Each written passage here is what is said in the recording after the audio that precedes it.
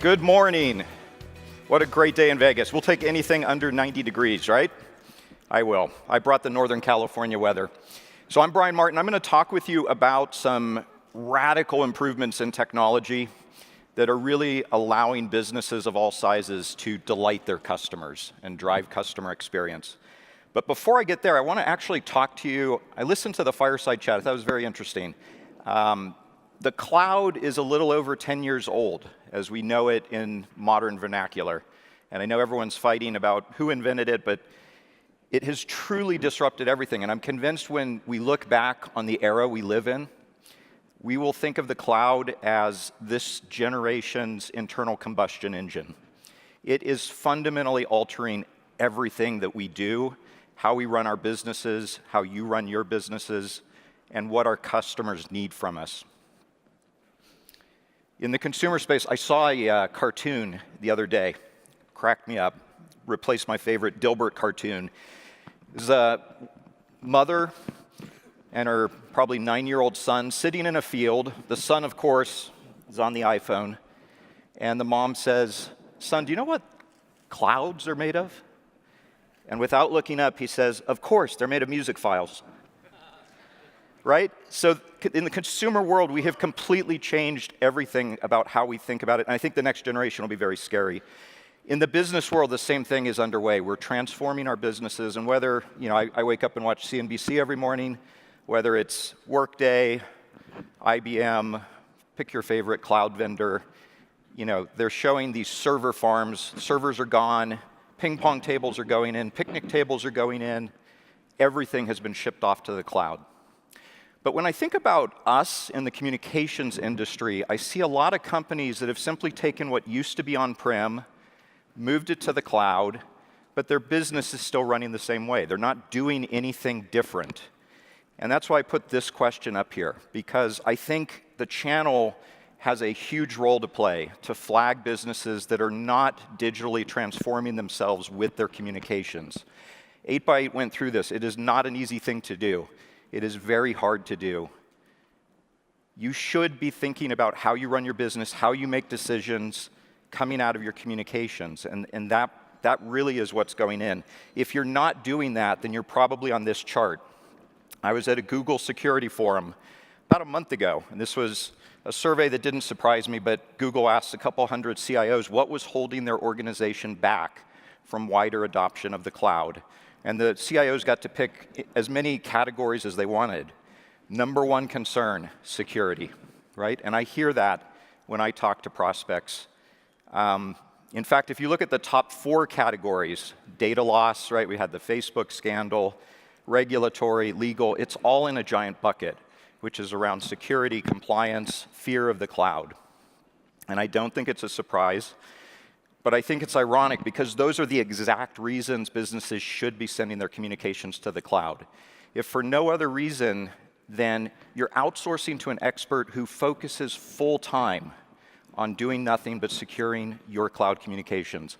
I employ more than 1,300 people globally. Their 24/7 job is to worry about information security and making those communications secure. Very few IT teams in the world can say that. Most IT teams are very small. They think about communications part of the time. That's not their main job. And so the reality of information security in the cloud and communications in the cloud is it's actually really, really good. And whether you're under Privacy Shield, if you've been doing business in Europe, HIPAA, if you're in North America in the medical profession, PCI if you're doing e-commerce, FISMA if you're selling to government, right? It goes on and on. We have all these compliance frameworks that we have to deal with. Oh, there's a new one, GDPR. Ooh, it's a 4-letter word. It will be a 4-letter word. It goes into place. It's the new European privacy framework. It goes into place at the end of May.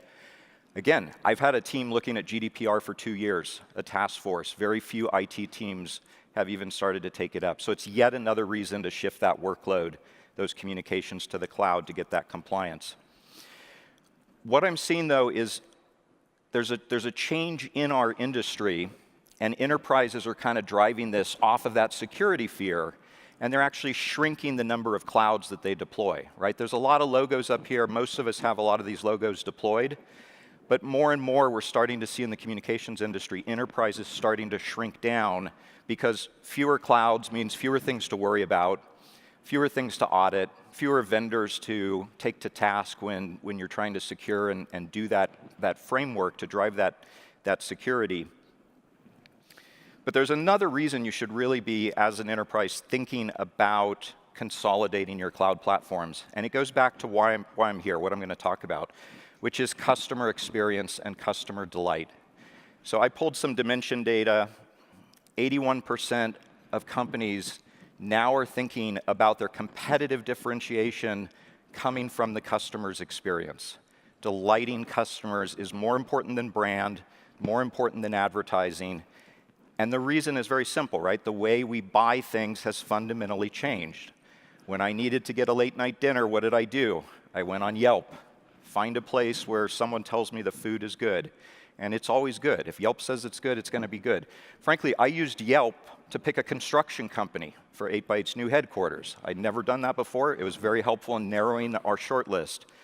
My last surgeon came from Yelp, and she was excellent. And I went in knowing she would be excellent because I had the collective wisdom of everyone around telling me she was excellent. In the business world, the way we buy software and IT and technology has also changed. It is fundamentally different. I can go on Siftery or 100 sites like Siftery. I can go on G2 Crowd or 1,000 sites like G2 Crowd that tell me what my fellow CIOs are buying, how it works, what their experience is. I no longer have to wait for the salesperson to come. I'm making those decisions off of other people's experiences. And that's why customer experience becomes so vital. The burden of customer experience falls on our poor CIO. So yet another thing to worry about. You can see 4 out of 5 CIOs believe they're the primary, their responsibility is to drive that customer experience. It's absolutely correct because the technology they deploy is what is going to determine customer delight. It is a huge burden out there. So let's look at, again, how we got to where we are. Wave 1 of communications in the enterprise, everything was on-prem. It worked fine. It was in a box. It sat in the closet. A few years later, I bought a new box. Everything did like it did. About 10 years ago, companies like mine started moving those boxes to the cloud, right? That point solution moved to the cloud, did the exact same thing. And there's nothing wrong with these point solutions.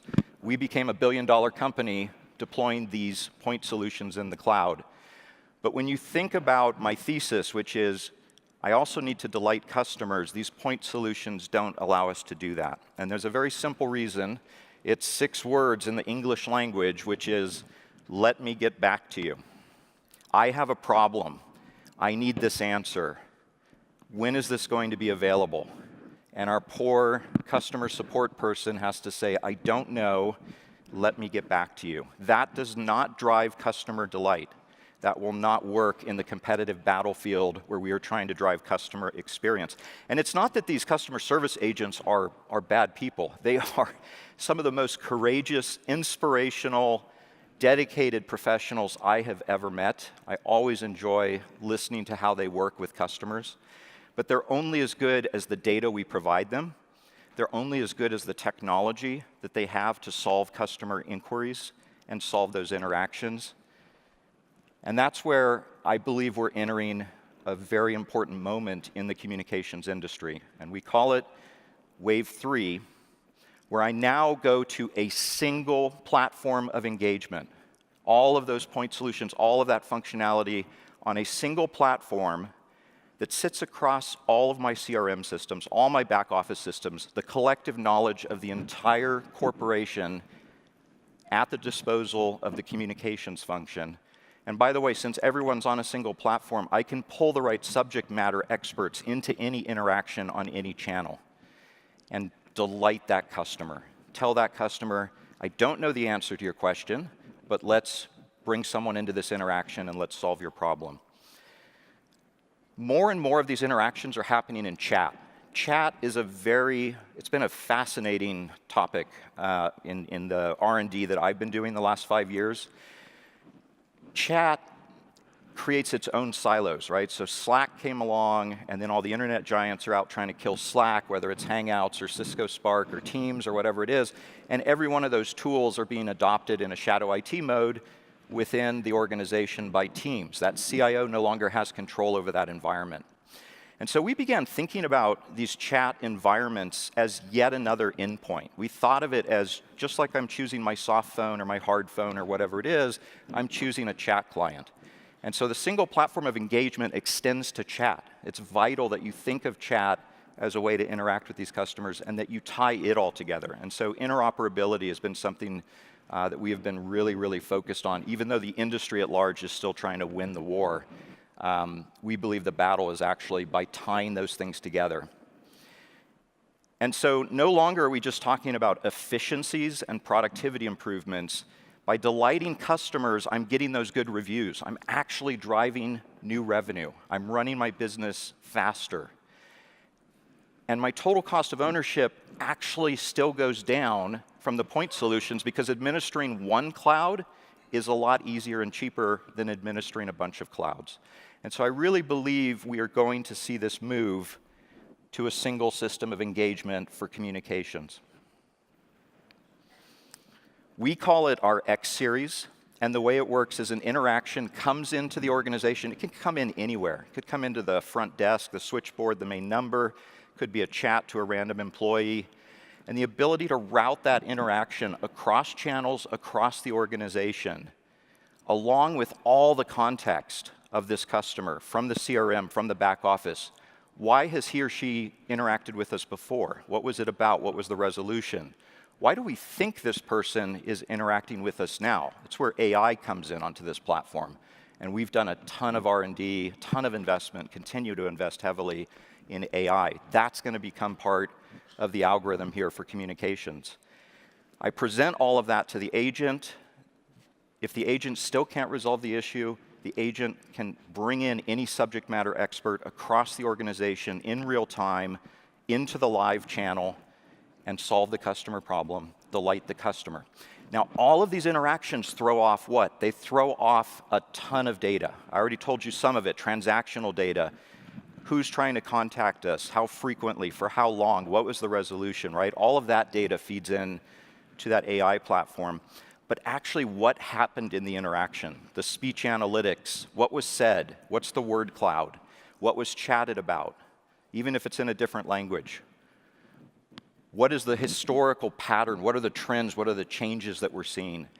All of that data feeds, it is the currency that feeds customer delight. And so I believe data will become the new IT currency. 8x8 has transformed the way it runs itself. I told you it's not easy. It's really not easy. And I think, if you think back to Wave 2, all of you, I think, started at some point cloud practices within your channel organizations. You brought in cloud experts, said we're going to start a small team here that's just going to focus on cloud services, right? And that's become now very common. I would urge you going forward, if you haven't already, and I know some of you have, to start a data practice, because data is going to be the lifeblood of this engagement platform. It is the lifeblood that enables us to make decisions so that we can delight our customers, so that we can drive customer experience. We are literally collecting, I think, more than 100 million events each and every day on behalf of our customers and turning around and making that available to them. Customers are going to need a lot of help. There's a lot of money to be made helping these customers understand how to make data-driven decisions and become a data-driven company. So I'm going to show you a video. I want to show you how this actually works. And one of the things in this video, these are not made-up screenshots. These are actual screenshots that we took out of 8x8's global customer support. These are the analytics we look at when a customer contacts us. You'll see we are a G Suite shop. We are a Salesforce.com shop. You will see the data we're pulling from those CRM systems and those environments in order to enrich the interaction. And you will see the analytics we generate to drive improvement. I want to make sure that next interaction with the customer whether it's that customer or any customer, is that much better, is that much shorter, and it drives customer delight. So let's go ahead to the video. If my friends in the back can do that. Engagement is a series of moments of connection,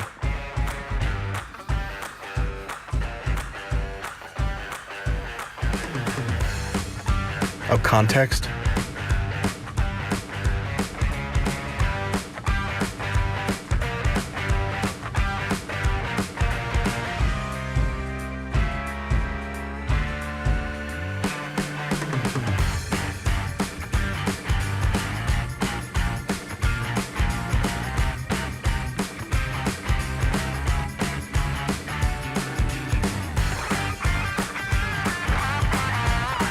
and collaboration.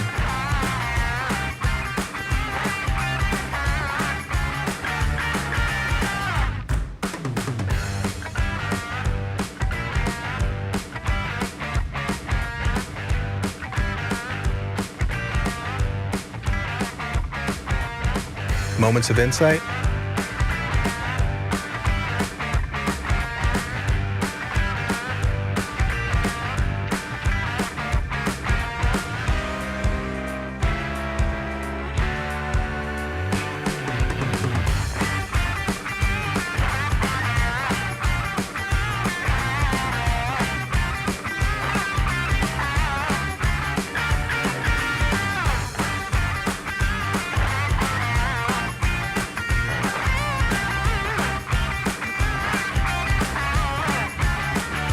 and improvement.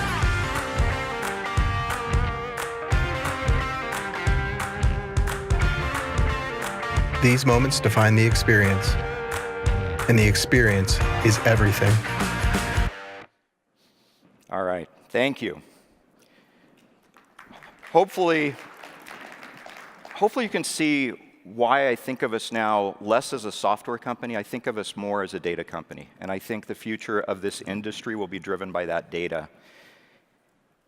I told you we're in the process of transforming ourselves. We've gone through that. We now run the company off of the data that we generate from our communications.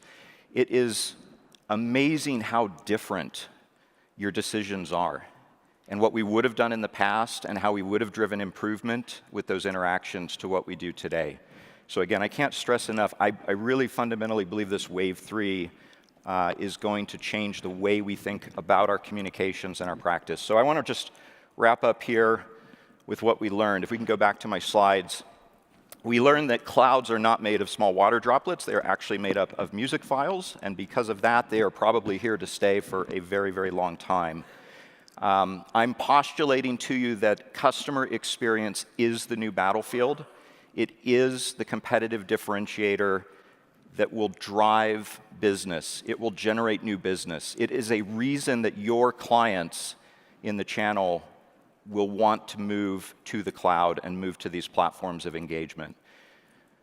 The data that you generate is vital. It is the lifeblood. It's always been about the data, but we've never had access to it. It's always been in those little silos and those different systems. Now we've got it all in a single platform in a big data environment, and we can actually learn from it. And so because of that, again, I will stress my one message to you, just like the message was, you should move to cloud in wave 2. The message here in wave 3 is please start a data practice. I would love to talk with all of you about how we're doing it at 8x8, so please find me.